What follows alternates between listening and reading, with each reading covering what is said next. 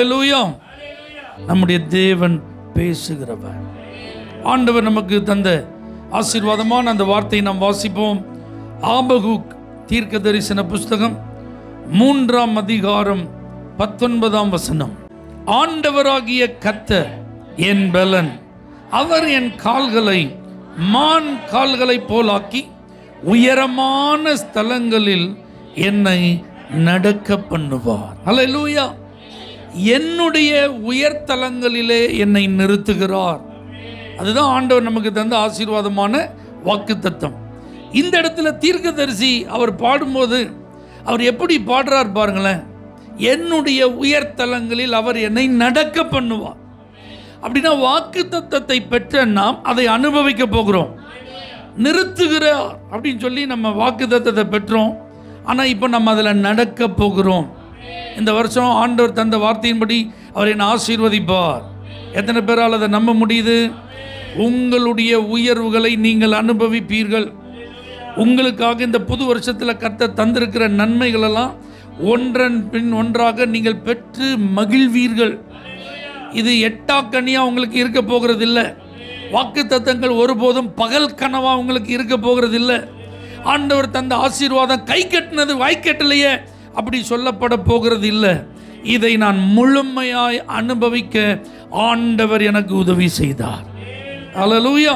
அப்ப இந்த வார்த்தை கேட்கிற நீங்களும் உங்க பிள்ளைகளும் ஆண்டவர் உங்களுக்கு தருகிற அந்த எதிர்கால நன்மைகளை பரிபூரணமாய் அனுபவிக்க கர்த்தர் உதவி செய்வாராக.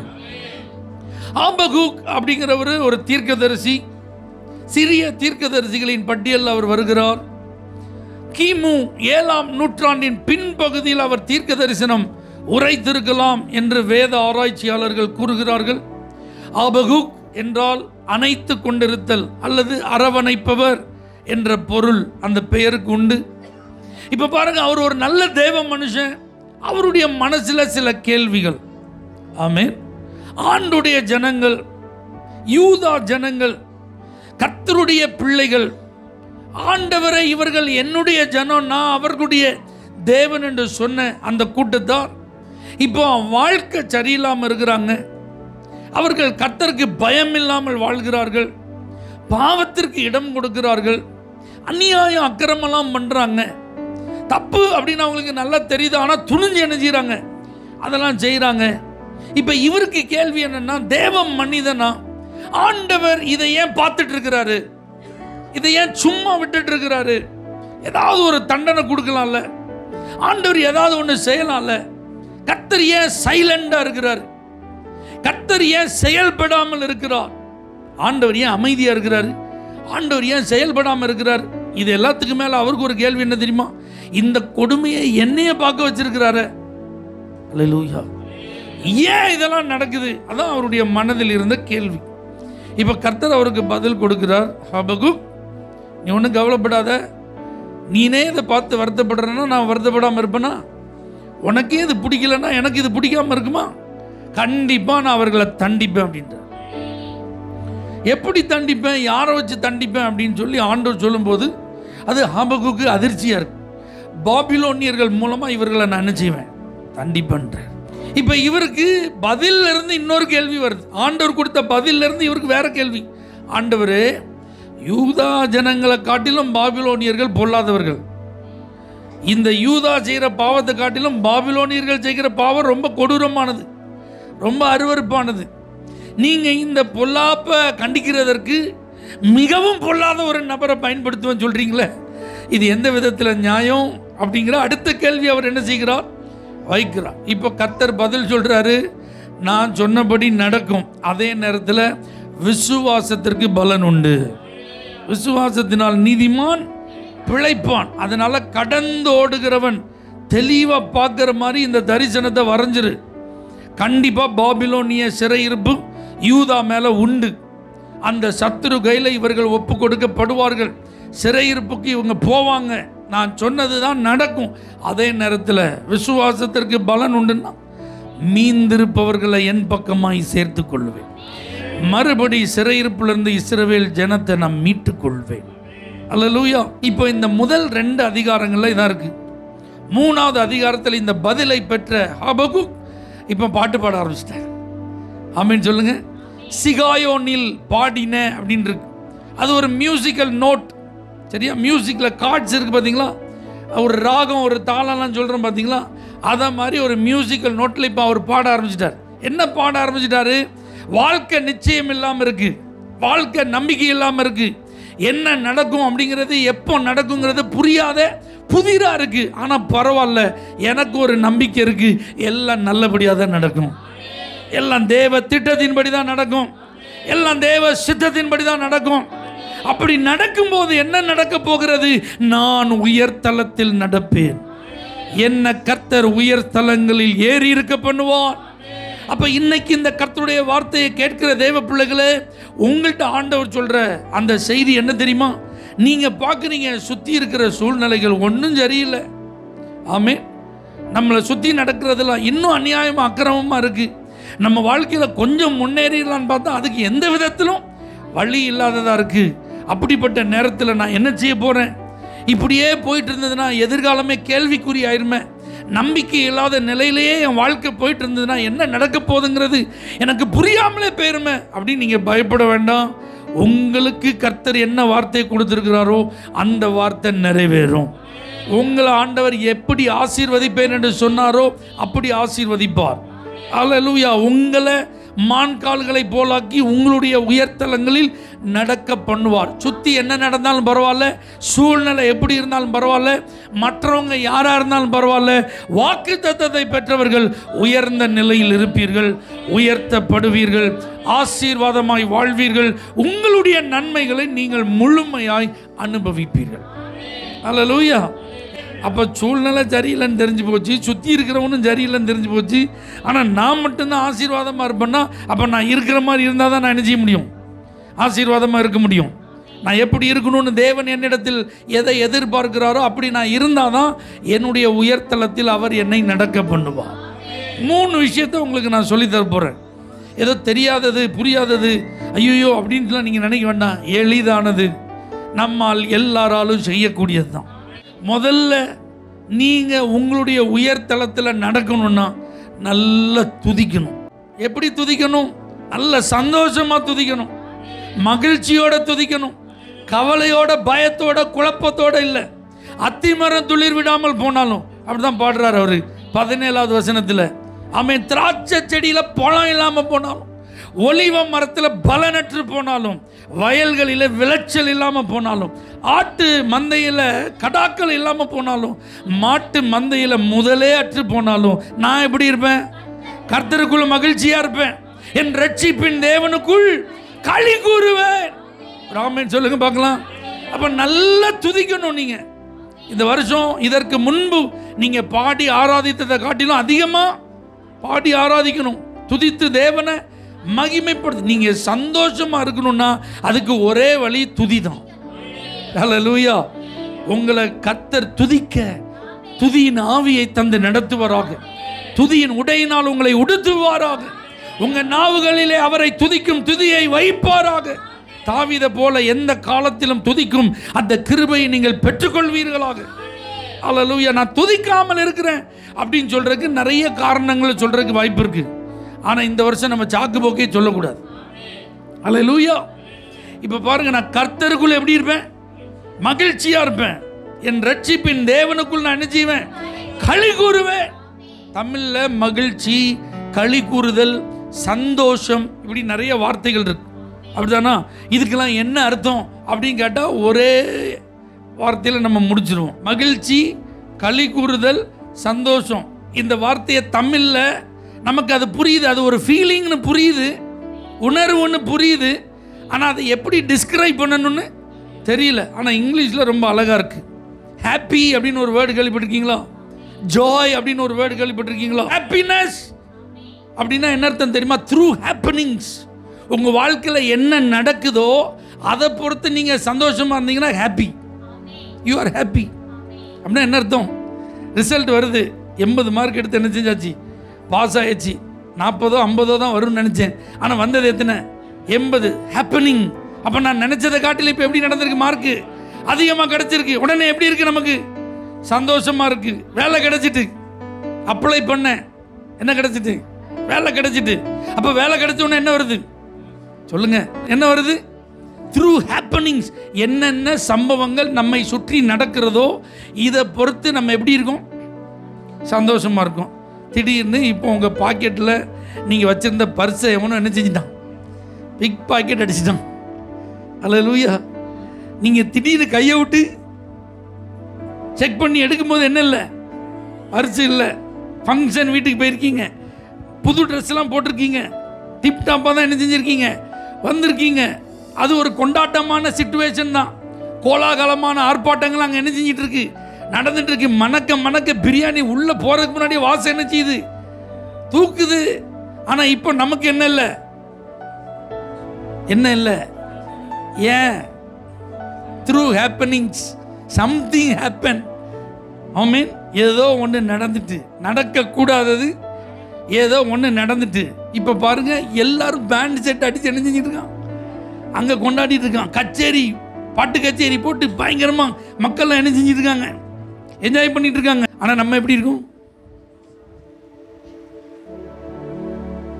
இப்போ எங்கே போச்சு அந்த சந்தோஷம்? அப்போ ஏதோ ஒன்று நடந்ததுனால இப்போ நம்மளால் எப்படி இருக்க முடியல. ஆனால் ஜாய் அப்படிங்கிறது அப்படி கிடையாது. உள்ளேயே அந்த இன்னர் ஃபீலிங் இருக்குது பார்த்தீங்களா? என்ன நடந்தாலும் எனக்கு அதை பற்றி கவலை கிடையாது. அல்லேலூயா. ஏன்னா கர்த்தர் என் கூட இருக்கிறார், அவர் என்ன நடத்துவார். அல்லேலூயா. அப்போ இந்த சந்தோஷத்தை ஆண்டவரால் மட்டும்தான் கொடுக்க முடியும். அந்த அந்த சந்தோஷத்தை ஆண்டவர்கிட்ட நீங்கள் எப்போ பெற முடியும் தெரியுமா? பாடி துதித்து தான் பெற முடியும். எத்தனை பேருக்கு நான் சொல்றது புரியுது? ஆண்டவருக்குள் என்ன துதித்தலே இன்பமும் ஏற்றதுமா இருக்கிறது. அல்லேலூயா. நீங்க துதிச்சு மட்டும் பாருங்களேன். உங்க கஷ்டத்திலையும் பிரச்சனையிலையும் போராட்டங்களிலையும் பலவீனத்திலையும் நல்லா பாடி ஆராதிச்சு பாருங்க, நீங்க ஆட்டோமேட்டிக்காக ஹாப்பி ஆயிருவீங்க. உங்களுக்குள்ள இருந்து ஒரு சந்தோஷம் கரபுரண்டு ஓட ஆரம்பிக்கும். அப்போ உங்களை பார்த்து இனிமே யாரும் நீங்க பாடலையா, நீங்க துதிக்கலையா, நீங்க ஆராதிக்கலையா அப்படி கேட்குற மாதிரி நம்ம என்ன செய்யக்கூடாது? இருக்கக்கூடாது. ஒரு அல்லேலூயா சொல்லுங்க. இந்த பஞ்ச பாட்டை என்ன செய்யக்கூடாது? பாடக்கூடாது. சோக பாட்டை என்ன செய்யக்கூடாது? பாடக்கூடாது. ஒரு ஆமீன் சொல்லுங்க. என் இதயம் யாருக்கு தெரியும், என் வேதனை யாருக்கு புரியும், என் தனிமை என் சோர்வுகள் யார் என்னை. ஒருத்தர் உன்னை தேற்ற மாட்டாங்க. ஒருவனை அவன் தாய் தேற்றுவது போல நான் தேற்றுவேன். நான் சொல்லியிருக்கேன். உனக்கு என்ன தேர்தல்? நீ யார்கிட்ட தேர்தல் எதிர்பார்க்க? ஒரு அல்லேலூயா சொல்லுங்க. ஆமென் சொல்லுங்க. அப்போ நான் பாடி ஆடி துதிப்பேன். ஆமென் சொல்லுங்க. எப்பொழுது நான் கர்த்தருக்குள்ள எப்படி இருப்பேன்? சந்தோஷமா இருப்பேன். சந்தோஷமா இருங்கன்னு கர்த்தருடைய வார்த்தை எனக்கு மறுபடியும் சொல்லப்பட்டிருக்கு. அப்போ நான் என்னுடைய நெருக்கத்தில் நான் பாடணும், என்னுடைய உபத்திரவத்தில் நான் பாடணும், என்னுடைய நிந்தனையில் நான் பாடணும், என்னுடைய பலவீனத்தில் நான் பாடணும். எந்த பலவீன நேரங்களில் உம் கிருபை தந்தீரையா, எந்த பலவீன நேரங்களில் உம் கிருபை தந்தீரையா. ஏன்? இயேசு ராஜா என் பலனானி, எதற்கும் பயமில்லையே. இயேசு ராஜா என் ஹல்லேலூயா. என்ன பாடுறாரு? கர்த்தரே என் பலன். ஆபகுக்கு அப்படிதான் பாடுறாரு. கர்த்தர் தான் என் பலன். நெகேமியா 8:10 வாசிச்சு பாருங்க. கர்த்தருக்குள் மகிழ்ச்சியா இருப்பதே உங்களுடைய பலன். பவுலும் சீலாவும் சிறைச்சாலையில் நடுராத்திரியில் ஏசி ரூம்ல இருந்து பாட்டு பாடினாங்க. டஞ்சன் மாதிரி இருந்த ஒரு இடத்துல கை கால் கட்டப்பட்டு கழுத்து தொழுமரத்தில் மாட்டப்பட்டு உடலெல்லாம் அடித்து அவங்க காயப்பட்டு ரத்தம் என்ன செஞ்சிட்டு இருக்கு? வடிஞ்சிட்டு இருக்கு. அங்கே தேவனை என்ன செய்கிறாங்க? பாடி துதித்தார்கள். அல்லேலூயா. அதை மாதிரி நீங்களும் நானும் கர்த்தர் இந்த வருஷம் நல்லா என்ன செய்யணும்? அதில் ரொம்ப அழகான வார்த்தை அத்தி மரம், திராட்சை செடி, ஒலிவ மரம் இப்படி இருக்கு பார்த்தீங்களா? இதெல்லாம் மரம் அப்படின்னு இருக்கா? இதெல்லாம் லாங் டேர்ம் பிளஸிங்ஸ் அப்படின்றான். நீண்ட வருடங்களாக இருந்து நமக்கு ஆசீர்வாதத்தை தரக்கூடியது. அல்லேலூயா. இப்போ இந்த பாட்டை பாடுற ஆள், துதிக்கிற ஆள் சொல்கிறாரு, அதே ஒன்றும் இல்லாமல் போனாலும் பரவாயில்ல, நான் கர்த்தருக்குள்ள மகிழ்ச்சியார். ஆமென் சொல்லுங்க. என்னுடைய பெர்மனன்ட் பிளஸிங்ஸ், அதில் எந்த பாதிப்பு வந்தாலும் அதை பற்றி நான் நினைச்ச மாட்டேன். நான் கர்த்தருக்குள்ள எப்படி இருப்பேன்? மகிழ்ச்சியா இருப்பேன். அடுத்தது அவர் சொல்றாரு, வயல்களில் தானியம் விளையாமல் போனாலும். இதெல்லாம் ஷார்ட் டேர்ம் பிளஸிங்ஸ். வயல்ல நம்ம விளைய பண்ணுகிற தானியங்களுக்கு என்ன இருக்கு? காலம் இருக்கு. இப்போ நெல்லுன்னா எத்தனை காலம்? எவ்வளோ மாதம் தான்? 3 மாதம். இது ஒரு ஷார்ட் டேர்ம் பிளஸிங். இது ஆஃப்டர் 3 மந்த்ஸ் கண்டிப்பாக எனக்கு என்ன கிடைக்கும்? பலன் கிடைக்கும். ஆமென். 2 மாதத்தில் சில இதில் எதிர்பார்க்கலாம். இப்படி நம்ம எதிர்பார்க்கும் போது அதில் பலனே இல்லை. ஐயோ, அப்படிலாம் நான் புலம்ப மாட்டேன். கர்த்தருக்குள்ளே நான் மகிழ்ச்சியாக இருப்பேன். அதுக்கப்புறம் ஆடு மாடு இதெல்லாம் சோர்ஸ் ஆஃப் இன்கம் அப்படின்றாங்க. பழைய ஏற்பாட்டு காலத்தில் ஒரு மனுஷனுடைய ஸ்டாண்டர்ட் இருக்குது பார்த்தீங்களா, ஸ்டேட்டஸ். இதை எதை வச்சு கால்குலேட் பண்ணுவாங்க? மிருக ஜீவன்கள் எவ்வளோ இருக்குது.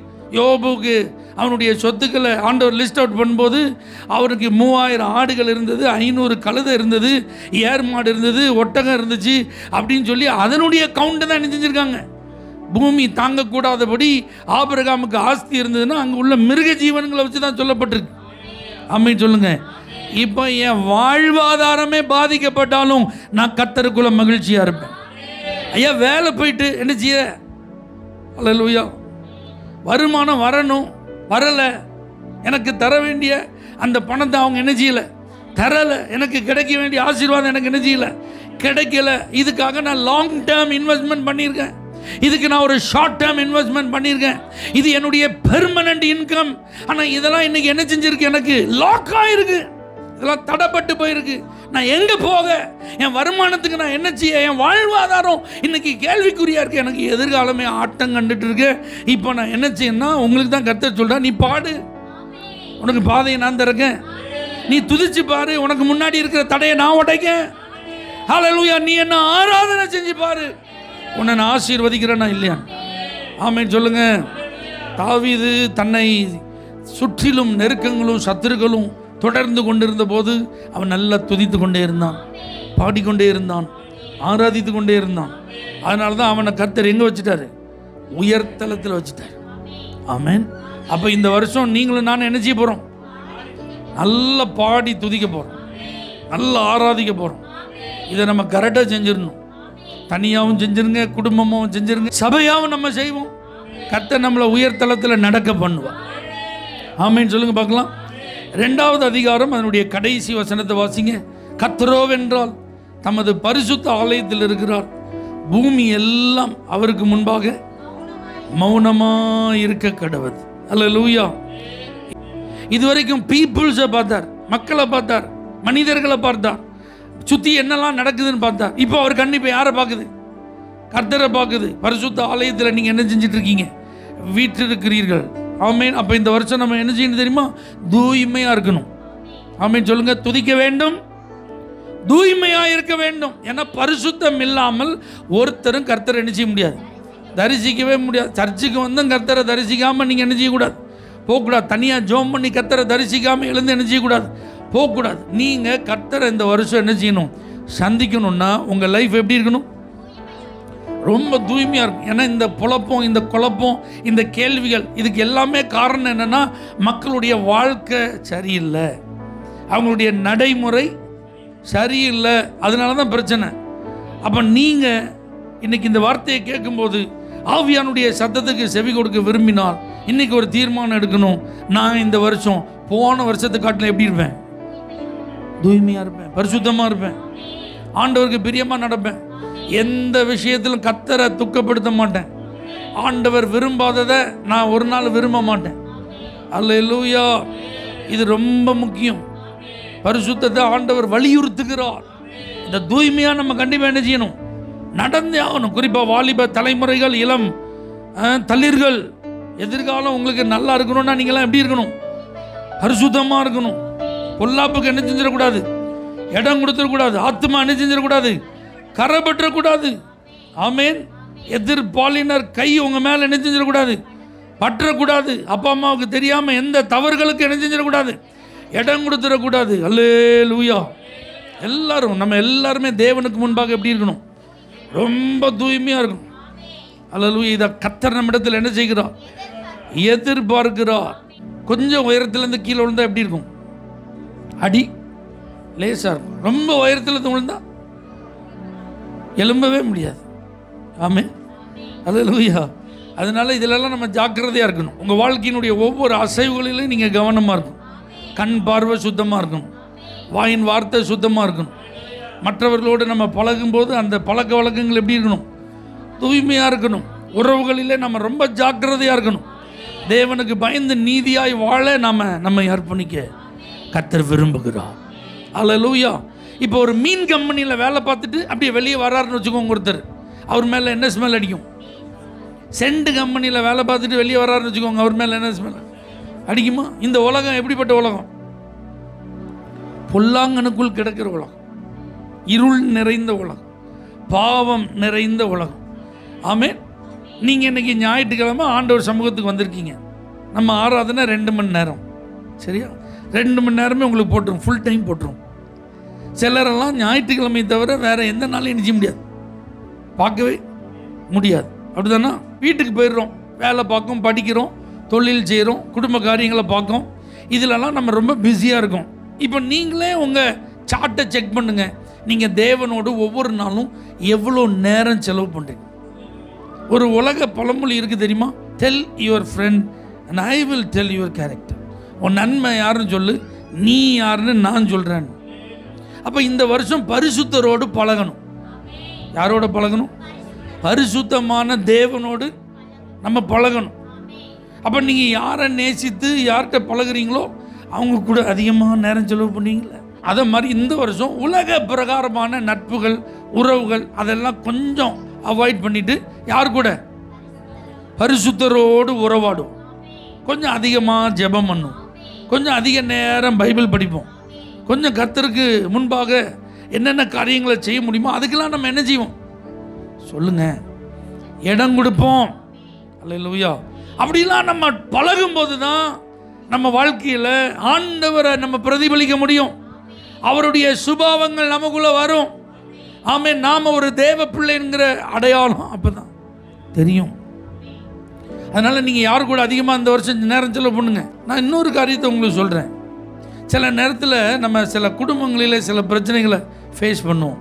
ஒருத்தரை நம்ம கம்ப்ளைண்ட் பண்ணுவோம். அப்படி தானா? இவங்க தான் இதுக்கு காரணம், அவங்க தான் இதுக்கு காரணம். அப்போ நம்ம சொல்லுவோம், இல்லை அதை நான் செய்யவே இல்லை. அது புரியாமல் அதை என்ன செய்கிறாங்க, அவங்க சொல்கிறாங்க, நம்ம செய்யலை. ஆனால் இப்போ நம்ம செய்யலைங்கிறத அதை ப்ரூவ் பண்ணுறதுக்கு இப்போ என்ன எடுக்கும்? டைம் எடுக்குமா எடுக்காதா? கண்டிப்பாக டைம் எடுக்கும். நான் உங்களுக்கு ஒரு ரகசியத்தை சொல்கிறேன், ஒரு ஐடியா சொல்லி தரேன். அந்த யூகத்துக்கு கூட நீங்கள் இடம் கொடுக்கக்கூடாது. அந்த கெஸ்ஸிங்னு ஒன்று இருக்குல்ல, இவங்க செஞ்சுருப்பாங்களோ அப்படின்னு ஒரு கெஸ்ஸிங் இருக்குல்ல, அதுக்கு கூட இடம் கொடுக்கக்கூடாது.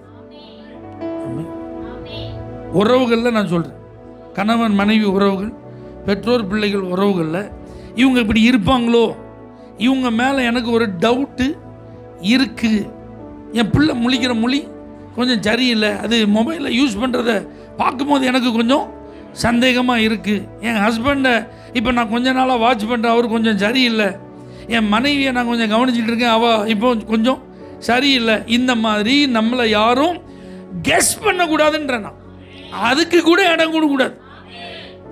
அல்லேலூயா. இப்படிலாம் நீங்கள் இருந்தீங்கன்னா உங்கள் லைஃப் ரொம்ப ஆசீர்வாதமாக. ஏன்னா இந்த உலகம் அப்படி தான் இருக்குது. யார் எப்போ எப்படி மாறுவாங்கன்னு தெரியாது. யார் வாழ்க்கையில் எப்போ என்ன வீழ்ச்சி வரும்னு. ஏன்னா நிற்கிறேன் என்று சொல்லுகிற எவனும் தன் விழாதபடிக்கு எச்சரிக்கையாக இருக்கு. இந்த வார்த்தையை உங்கள்கிட்ட சொல்லும்போது நானும் பயத்தோடு தான் சொல்கிறேன். உங்களை காட்டிலும் எனக்கு நிறைய வாய்ப்புகள் இருக்கு. அல்லேலூயா. அதனால தான் சொல்கிறேன், ஒரு கெஸ்ஸிங் கூட நம்மளை குறித்து என்ன செய்யக்கூடாது, இருக்கக்கூடாது. ஒரு வார்த்தை இப்படி இருக்கலாமோ, நான் இப்படி நினைக்கிறேன் அப்படின்னு கூட யாரும் நம்மளை குறித்து என்ன செய்யக்கூடாது, பேசக்கூடாது. அல்லேலூயா. பரிசுத்தமாக இருப்போம், உயர்தலங்களிலே நிறுத்தப்படும். 3வது பாருங்க, அந்த 3வது அதிகாரம் 1 வசனத்தை வாசிங்க. தீர்க்கதரிசி சிகாயோனில் பாடின விண்ணப்பம். விண்ணப்பம்னாலே ஜெபம். அப்போ துதிப்போம், தூய்மையாக இருப்போம், ஜெபிப்போம். அல்லேலூயா. நீங்கள் சொல்லுங்கள், இது நமக்கு புரியாததா, இது நமக்கு தெரியாததா, இதெல்லாம் அரிதானதா? இல்லை. அனுதின வாழ்க்கையில் மிக எளிதாக நம்மால் கடைபிடிக்க கூடிய. நல்லா புரிஞ்சுக்கோங்க, எங்கே ஓடினாலும் உங்களுக்கு இளைப்பாறுதல் கிடையாது. எங்கே ஓடினாலும் உங்களுக்கு பாதுகாப்பு. ஆண்டவர் சமூகத்துக்கு வந்துருங்க, உங்களுக்கு எல்லாம் இருக்கு. அல்லேலூயா. அவ்வளோ கேள்விகள் இருந்தாலும், அவ்வளோ குழப்பங்கள் இருந்தாலும், அவ்வளோ காரியங்கள் தன்னை சுற்றி நடந்தாலும், கடைசியில் எங்கே வந்துட்டான் மனுஷன்? முட்டு போட்டு ஜோம் பண்ண வந்துட்டார், விண்ணப்பம் பண்ண வந்துட்டார், ப்ரேயர் பண்ண வந்துட்டார். ஆமேன்னு சொல்லுங்க. அப்போ நம்ம வாழ்க்கையில் இந்த வருஷம் என்னது இருக்கணும்? ஜெபம் இருக்கணும். உங்களை பார்த்து இவங்க இப்போ நல்லா ஜோம் பண்ணுறாங்க அப்படின்னு நான் சொல்லணும். என்னைய பார்த்து நீங்கள் சொல்லணும், எங்கள் பாஸ்டர் நல்லா ஜோம் பண்ணுறவர் அப்படின்னு நீங்கள் சொல்லணும். உங்கள் மனைவி உங்களை பார்க்கும்போது சொல்லணும், என் புருஷன் இப்போ தனியாக ரொம்ப நேரம் என்ன செய்கிறாரு? ஜோம் பண்ணுறார். நீங்கள் உங்கள் மனைவியை பார்த்து சொல்லணும், என் மனைவி நான் வீட்டில் இல்லாத நேரத்தில் வேலையெல்லாம் முடிச்சுட்டு அவள் இப்போ நேரத்தை வேஸ்ட் பண்ணுறதில்ல, எப்போவுமே என்ன தான் செய்வா என் மனைவி? ஜெபம் பண்ணுவோம். என் பிள்ளைங்க அவங்க எவ்வளோ படிப்பு ஹோம் ஒர்க்ஸ் இருந்தாலும் கண்டிப்பாக ஜெபம் பண்ணுறதை அவங்க ஒரு நாள் அவாய்ட் பண்ண மாட்டோம். இப்படி நம்ம வீட்டில் ஒரு சர்டிஃபிகேட்டு உண்டாகும். நம்ம எல்லாரும் யாராக மாறணும்? நல்ல ஜெபம் பண்ணுறவங்களாம் மாறணும். நீங்கள் ஒன்றுக்கும் கவலைப்படாமல் எல்லாவற்றையும் குறித்து உங்கள் விண்ணப்பத்தை, அப்போ வாழ்க்கைன்னா ஏற்ற இறக்கம் கண்டிப்பாக என்ன செய்யும்? வெற்றி தோல்வி இருக்கும், லாப நஷ்டம் இருக்கும், பலவீன சுகம் எல்லாம் இருக்கும். எல்லாம் கலந்த கலவை தான் என்னது வாழ்க்கை. அந்த வாழ்க்கையை ஆசீர்வாதமாய் மாற்றி உயர்தளத்தில் நம்ம நடக்கணும்னா யாருக்கு முன்னாடி மண்டியிடணும்? கர்த்தருக்கு முன்பாக. யாருக்கு முன்னாடி கரம் விரிக்கணும்? யாரை நோக்கி பார்க்கணும்? கர்த்தரை. இதை நீங்கள் கரெக்டாக செய்யணும். அல்லேலூயா. தானியேல் தான் முன்பு செய்து வந்த வழக்கத்தின்படியே 3 வேளை என்ன செஞ்சான்? ஜோம் பண்ணான். அவன் ஜோம் பண்ணுறதுக்கே என்ன இல்லை, கட்ட அனுமதிக்கலை, ஆனால் அவன் ஜோம் பண்ணான். அப்படின்னா நான் உங்களுக்கு ஒரு உண்மையை சொல்லட்டுமா? நீங்கள் ஜெபம் பண்ணவே முடியலைன்னு சாக்க என்ன செய்யக்கூடாது, சொல்லக்கூடாது. ஐயோ பாஸ்டர், என் நிலைமையை நீங்கள் பார்த்தீங்கன்னா, என் சூழ்நிலை நீங்கள் பார்த்தீங்கன்னா என்னால் என்ன செய்ய முடியல. அவன் ஜெபம் பண்ணால் உயிரே போயிடும். அல்லேலூயா. புரியுதா உங்களுக்கு? ஆனால் அவன் என்ன செஞ்சான்? அவனுக்கு உயிர் போச்சா? அவனுக்கு வேலை போச்சா? அவன் முன்னாடி இருந்த உயர்வை காட்டிலும் அதிகமாக உயர்த்தப்பட்டானா? முந்தி பேர் புகழோடு இருந்தானா? அதை காட்டிலும் இப்போ பேர் புகழ் கூடிச்சான். முந்தி இருந்ததை காட்டிலும் அவனுடைய அந்தஸ்து கூடிச்சான். அவனுக்கு முந்தி இருந்ததை காட்டிலும் கனம் கூடிச்சான். எதனால? ஜெபம் பண்ணதுனால தான். அவன் நியாயமாக சாக்கு போக்கு சொல்லியிருந்தா என்ன செஞ்சிருக்கலாம்? ராஜாவே கட்டளை போட்டிருக்காரு, அதனால ராஜ கட்டளை என்ன செய்யணும்? மதிக்கணும். அதனால அதுக்கு கீழ்ப்படியணும். அதனால் நான் என்ன செய்ய மாட்டேன், ஜெபம் பண்ண மாட்டேன்னு சொன்னால் யார் கேட்க போகிறா? அவர் ஒரு பிரதான மந்திரி, ஆமாவா இல்லையா? ஆனால் அந்த மனுஷன் என்ன செஞ்சார்? ஜெபம் பண்ண. அப்போ நீங்களும் நானும் ஜெபம் பண்ணுறதுக்கு என்ன சொல்லக்கூடாது? எந்த சாக்கு போக்கும் சொல்லக்கூடாது. என் வேலையினால தான் ஜெபம் பண்ணேன், என் பலவீனத்தினால தான் ஜெபம் பண்ணேன், ஜெபம் பண்ணலை, என் குடும்ப சூழ்நிலையினால தான் ஜெபம் பண்ணேன், என் பிரச்சனையினால தான் ஜெபம் பண்ண, அழைச்சிட்டு வந்தேன் அதனால் ஜெபம் பண்ணல, ராத்திரியெல்லாம் நான் ரொம்ப தூங்காமல் கஷ்டப்பட்டேன் அதனால் என்ன செய்ய முடியல என்னால். இனி உங்கள் வீட்டில் ஜெப சத்தம் கேட்டுகிட்டே இருக்கணும், துதி சத்தம் கேட்டுகிட்டே இருக்கணும், பாடல் சத்தம் கேட்டுகிட்டே இருக்கணும், ஆராதனை துணி கேட்டுட்டு. ஏன்னா நீதிமான்களுடைய கூடாரத்தில் ரட்சிப்பின் கம்பீர சத்தம். இரவில் அவள் விளக்கு எப்படி இருக்குமா? அவள் ராத்திரி உங்களை பார்த்தா நீங்கள் என்ன செய்யணும்? ஆமாம், திடீர்னு உங்கள் மனைவி பெட்டில் ஆளை காணுமே அப்படின்னு பார்த்தா பக்கத்தில் முழங்கால் போட்டு என்ன செஞ்சுட்டு இருக்கணும்? ஆமாம், ஆளை காணுன்னு வெளியில் தேடி என்ன செஞ்சிடக்கூடாது, எங்கேயா போச்சு ஆளு அப்படின்னு தேடுற மாதிரி வந்துடக்கூடாது. முழங்கால் போட்டு என்ன செய்யணும்? ஜெபம் பண்ணணும். நல்லா ஜெபம் பண்ணுங்க. வீட்டை ஜெப வீடாக மாற்றுங்க, வேலை ஸ்தலத்தை ஜெபஸ்தலமாக மாற்றுங்க, தொழில் செய்கிற இடத்த ஜெபம் பண்ணுற இடமா மாற்றுங்க. எங்கே போனாலும் என்ன இருக்கணும்? ஜெபம் ஜெபம் ஜெபம். நீங்கள் இந்த வருஷம் இந்த 3ஐயும் செஞ்சுருங்க. இந்த முதல் மாதம் முடியறதுக்குள்ளே கர்த்தர் நமக்கு நல்ல ஆலோசனை இதை தரார். நம்ம உயர் தளத்தில் கண்டிப்பாக நடப்போம். எத்தனை பேர் இதை நம்புறீங்க? அப்போ நான் துதிப்பேன், தூய்மையாக இருப்பேன், ஜெபிப்பேன். இதை நான் கரெக்டாக செய்யும்போது ஆண்டவர் என்னை உயர்தலங்களில் நடக்க பண்ணுவார். கண்களை மூடி நாம் ஜெபம் பண்ணுவோம். ஹல்லேலூயா. எத்தனை பேர் உங்களை அர்ப்பணிக்க ஆயத்தமாக இருக்கீங்க? நல்ல கரங்களை உயர்த்தி ஆண்டவர் சொல்லுங்கள், இனி எந்த சூழ்நிலையில் முறுமுறுக்க மாட்டேன். அவன் துதிப்பான் ஆண்டவர், பாடுவான் ஆண்டவர், உங்களை மகிமைப்படுத்தும் ஆண்டவர். தூய்மையாக இருப்பேன், என் வஸ்திரத்தை காத்துக்கொள்ளும், கரப்படாதபடி இந்த ரட்சிப்பின் வஸ்திரம் கரப்படாதபடி நான் காத்துக்கொள்ளும். சுத்தமாக வாழ்வாண்டவர். ஒருத்தரும் கை நீட்டுற அளவுக்கு நான் இருக்க மாட்டாண்டவர். யார் என்னை குறித்து பேசுகிற அளவுக்கு நான் வச்சுக்கிட மாட்டாண்டவர். எப்பொழுதும் ஜெபிப்பேன்ப்பா, என்ன நான் அர்ப்பணிக்கிறேன் ஆண்டவரே. உங்களுடைய பிள்ளைகள் தங்களை ஒப்பு கொடுக்குறாங்கப்பா. இந்த ஆசீர்வாதமான அனுபவம் அவங்களுக்கு ஒவ்வொரு நாளும் உண்டாகட்டும். அவருடைய உயர்தலத்தில் இந்த ஆண்டில் நீர் அவர்களை நடக்க பண்ணுவீரா. இயேசுவின் நாமத்தில் பிதாவே. For prayer contact Pastor J. J. Kumar, El Shaddai Ministries, 9500252586, Surandai.